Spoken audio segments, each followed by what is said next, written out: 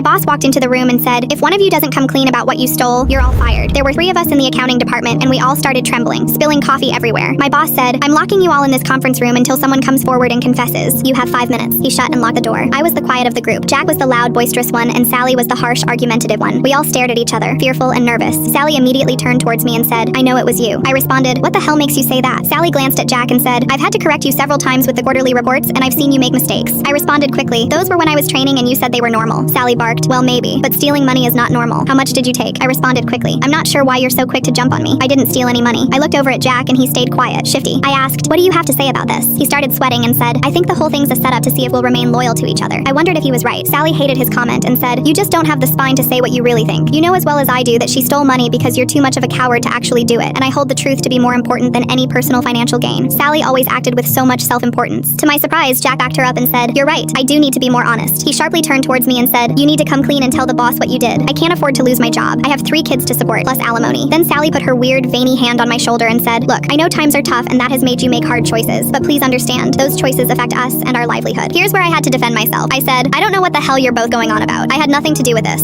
You can check my work or take a look at my bank statements. You'll see. I haven't stolen anything." Then Sally shocked me when she said, "If you don't confess, I'll tell everyone at work what you did." I had no idea what she was talking about, but I was starting to see the insane lengths this woman was willing to go to make me out to be the thief. Jake got in my face and said, "Tell the truth. You stole it. We all know it." The door swung open and my boss glared at us and said, "Well, what's the verdict?" Before I could say anything, Sally started crying and said, "I'm so sorry to have to do this, but it was her." She pointed at me and went on, "She just admitted it to us, but won't tell you the truth. We both just witnessed it." Jake went along with her story and said, "That's right, she confessed." My boss zoned in on me and said, "You're fired." I had no idea what to do and thought that if I did tell the truth, it won't matter very much. If someone desperately wants to make you guilty, they can be convincing. My boss looked at me with disgust and said, "You can pack up your stuff and see yourself out." I grabbed my things, went home, and consulted a lawyer. He said that it's a clear-cut case of wrongful termination. I filed a lawsuit, and before our first court date, I got a phone call from my boss. He said, "We at the company are so deeply sorry for not hearing out your side of this. We'd like to offer you a re-signing bonus and extra vacation time if you throw out the lawsuit and come back to work." I asked him what had changed. He said, "Sally and Jake were having an affair, and they were the ones that stole the money to pay for a trip to Italy so they could get married." I figured it out after digging into their false accounting. No wonder Sally was so adamant about framing me. My boss asked me again if I'd come back to work, and I said, "Only if you triple my salary, you spineless dick." He agreed.